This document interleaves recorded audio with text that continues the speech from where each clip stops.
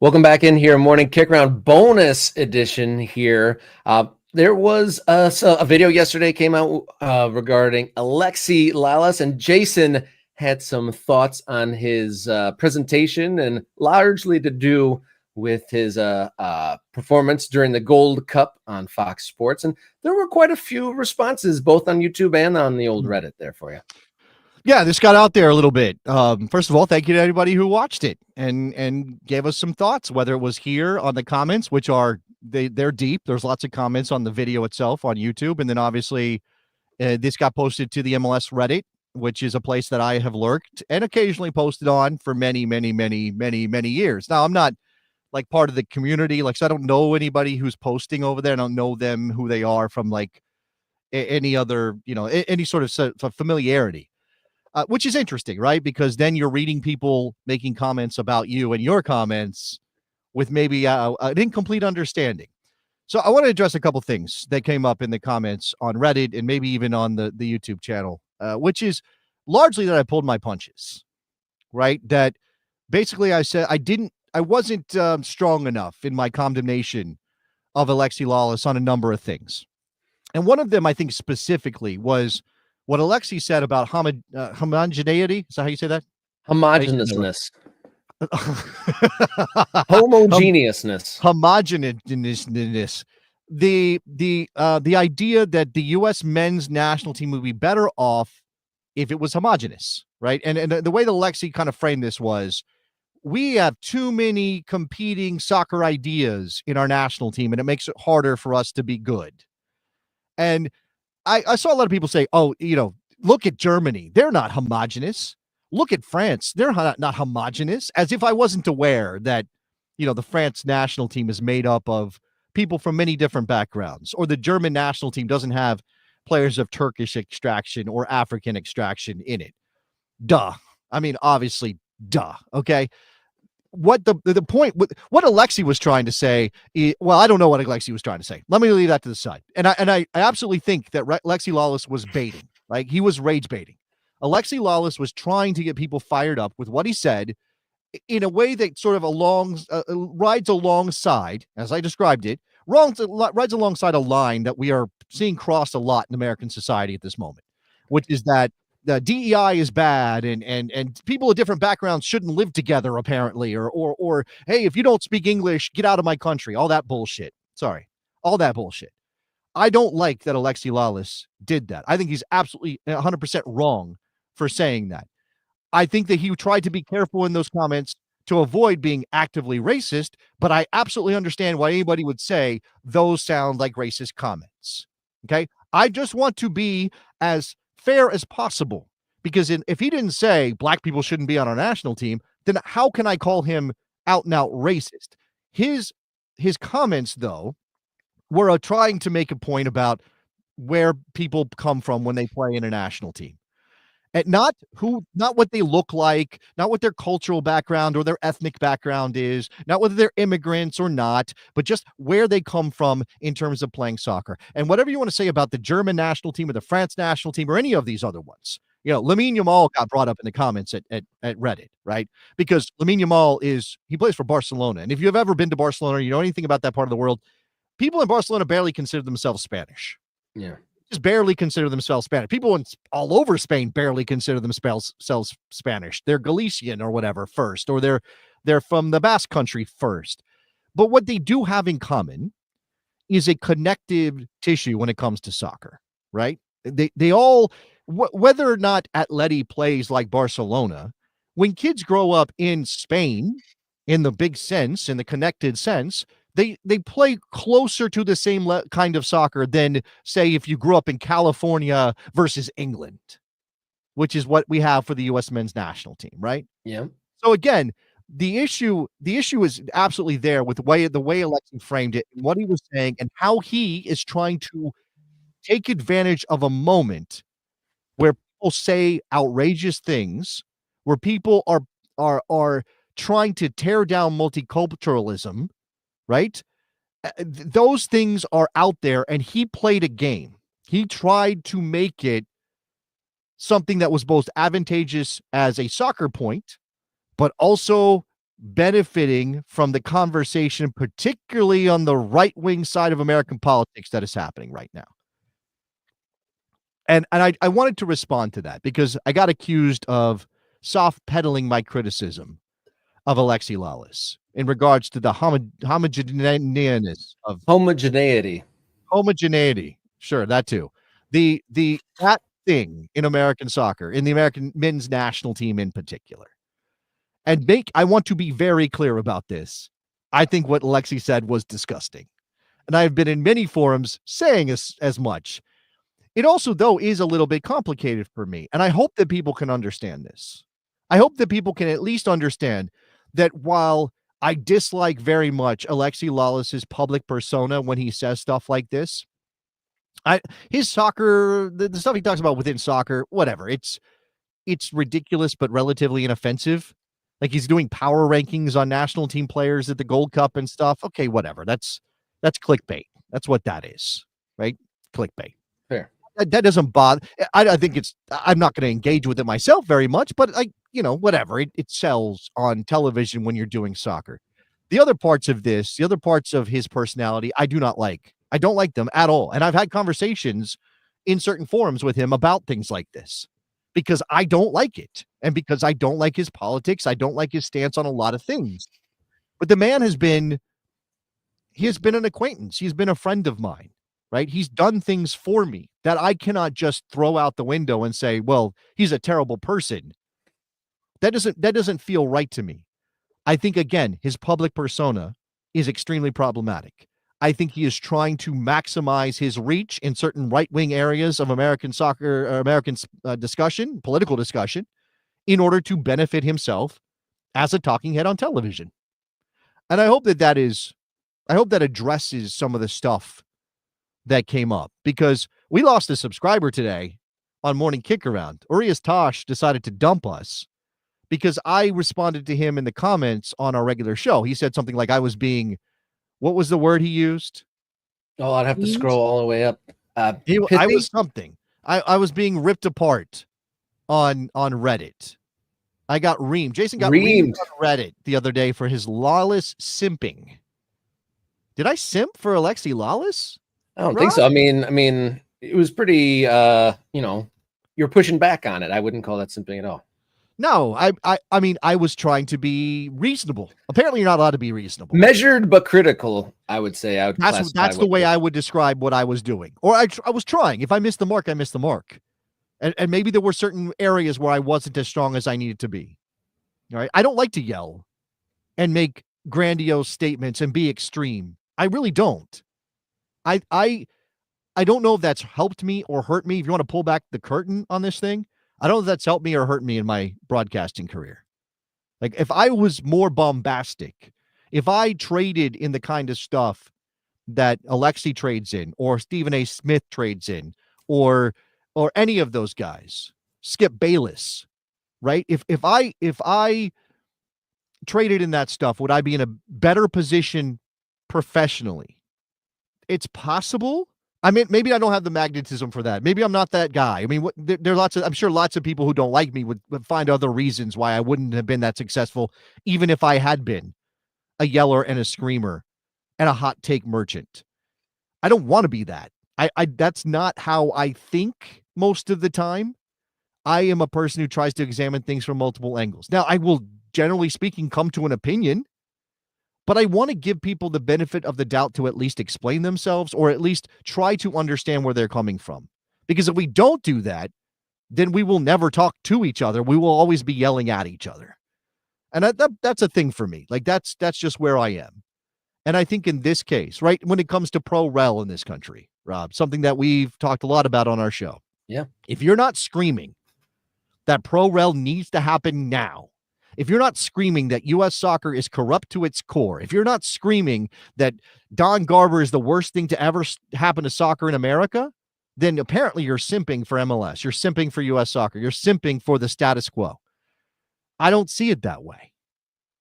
Like, I see it as I need to think about these things. I need to consider these things. We just talked to a guy on the regular show that launched a club in USL League One, and he was talking about being he talked about he wants U.S. soccer to align with the European calendar, because aligning with the European calendar, that feels like, let's connect ourselves. But practically, it would be bad for his team to be playing games in the wintertime.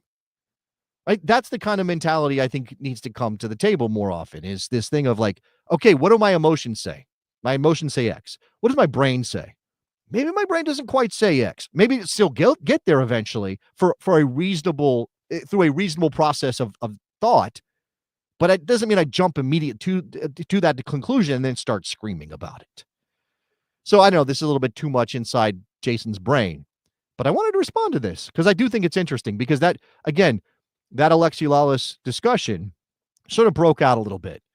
And maybe it was titled incorrectly, because what I said was the truth about Alexi Lalas. And maybe a lot of people already know that truth, or think they understand that truth, Rob, about what Alexi is doing, what he's trying to do, how he thinks of himself as an entertainer, and he's using this image and this persona to sell himself as much as he is talk about soccer. Maybe a lot of people in American soccer know that. Certainly our MLS knows that. But there are a lot of people who don't. There are a lot of people who don't, Rob. I saw someone during the regular channel saying it's like a American's relationship with FIFA. It's like you kind of have to do mental gymnastics to continue to like them. And Alexi Lalas is probably arguably the most famous American soccer personality. And he's definitely been a part of mine, viewing of soccer all the way back to 1994. 31 years he's been on my radar, for good or bad. And I said in the main video that like his entertainment style to studio analysis kind of dragged U.S. soccer or American soccer through some dark times in the mid 2000s and all that. But there comes a certain point where you can't kind of like spin your view of it. We live in serious times. Let's not beat around the bush. I'd say the one of the biggest kind of like, when I really turned my mind on him was, the World Cup in Russia. His line saying, say what you will about Stalin, and then moved on about, what was going on in Russia. And that's just, that just like absolutely floored me. And that was probably like eight years ago. And I still remember him saying that. And I was like, well, there's one thing for playing it up and being engaging and entertaining on television, right? But to just like let somebody off the hook for something like that is just beyond my ability to again, I can separate the art and the artist myself. I can do that, but that went a little too far. And then now, as times are progressively day by day getting more serious and dire, those sort of words and those sort of performances have a lot of weight outside. And I actually think this is a problem in general in our society, and you'll see it sometimes and I'm talking about famous people, and by no means am I putting myself on a famous person level, but what I will say is that because I know Alexi outside of television Alexi, that obviously has an impact on how I think about Alexi and how I think about what he says publicly, Rob. And when you see him outside of Fox, when he goes on a lot of people, he's generous with his time. He goes to a lot of people's podcasts, a lot of people's shows, and he's not the same person there as he is on Fox. Well, no, I'm not even talking about that, because that's still Alexi performing. Even if he's dialed it down from 11 to 4, he is still Alexi in a public sphere, being Alexi Lalas, a public figure. I'm talking about Alexi Lalas in private. Okay. And what sometimes happens is you'll hear about somebody who gets in trouble for something. They are accused of a domestic violence incident, or embezzling funds, or some controversy, some scandal comes down on a famous person. And then you'll hear other people defending that person's character, right? Because they'll say something, or somebody does something like what you're talking about. They go in public, not Stalin. Trying to excuse Stalin is not apparently a high enough level, a high enough mistake to make international headlines. But sometimes somebody will have a slip, or there'll be something they said in their past, right? They'll have used a slur on their social media. By the way, don't do that. Don't use slurs, but especially don't do it on social media. They'll have used a slur on social media, and then something happens, and then people come to their defense. Oh, I know he's not racist, or I know he's not this, he's not that, she's not this, she's not that. And a lot of those people, they're speaking from their perception of that person in private, right? Not performing, not being somebody. And the problem is that obviously when people who try to split themselves in two, and I'm not saying that Alexi does this, but there's definitely a phenomenon that is your public persona and your private persona. Those are two different things. And I've known Alexi in private. So for me to kind of think about the Alexi bombastic race baiting, potentially, if you want to put him on that level, if you want to talk about that, that does not align necessarily with everything I know about Alexi Lalas. So now I have to reconcile those things in my brain. I don't want to let him off the hook because ultimately you're responsible for your actions, period, end of story. Whether they happen on television when you're wearing a cowboy hat or whether they happen, in private with a couple of your close friends, you're responsible for who you are, right? So I'm trying to figure out, because again, I want to give people the benefit of the doubt. Now, I don't want to do that so far as I excuse bad behavior or excuse racist behavior or I excuse discriminatory behavior or whatever it is. I don't want to do that, but it makes it difficult. And I was trying to be as honest as I could about this. I'm what I'm hoping people see is that I am trying. I took a step to comment on Alexi Lalas, despite the easier thing for me to do, being acquainted with Alexi Lalas, is to just ignore it. Just pretend like it's not happening because it makes me uncomfortable to talk about a guy I know doing those things that I clearly disagree with. But I'm putting this out there. I texted you, or I put it in our chat before the show. I said I wanted to talk about Alexi. I made that statement because I think it's important for somebody who maybe knows Alexi a little bit, not intimately, I'm not a best friend, but knows him a little bit, to try to add some perspective to what this is, to what he's doing, especially for people who aren't familiar with Alexi's act or familiar with a lot of the things that kind of swirl around him. I don't know. I don't know if we resolved anything with this, Rob, but I do think it's interesting to talk about. Definitely interesting to talk about, and we shall see how it progresses. I mean, I mean, the image of him on the horse riding in amongst all the Mexican fans was quite the image, and I think that will last. And I don't think that image is going to go away from the American soccer world. And we had people in the comments on the video when we clipped it that said, "Hey, he was just in Texas wearing a hat. What's the big deal?" And hey, you know what? If that's your opinion, and by the way, I don't think it was the cowboy act that we were necessarily ended up talking. It was a visualization of your point, though. That is right. That's the thing. And look, this is a good point too from Riverside Grove. It's not an act if you've been doing it over 30 years. Right. Now, I don't think a lot of people who live that life, performers, musicians, actors, would agree with you. I don't think they would agree with you. I think they would definitely say, I am this over here and I am that over there. And maybe that's not something people are comfortable reconciling, especially in an era when so many people live their life 24/7 in front of a camera because of social media. Whereas it used to be, I'm on camera, I'm on TV, I go home with my wife and kids. These are two different things. Now it's like, I gotta be, lines are blurred for sure. And I'm a person, I think we both not necessarily gone to the heights as we have. It's because we do try to reserve those two things. Like, you have a private life, I have a private life. And then some people are willing to, take the full plunge and go way in overhead and fully commit to those personas. Don't think that fully admit that this is going to just sound like a very biased dad. And I definitely have, but don't think that I haven't considered trying to turn my 4-year-old into a star on social media because he's got those traits. He's got that capability. I mean, I think he does clearly, but I'm not doing that. I'm not exposing my kid that way. And I'm not putting myself, I have at various points in my career very much lived on social media, whether it was Instagram or whatever, and X, and I'm on Blue Sky now, but I'm trying to be as comfortable or as thoughtful as I can be about my interaction with that.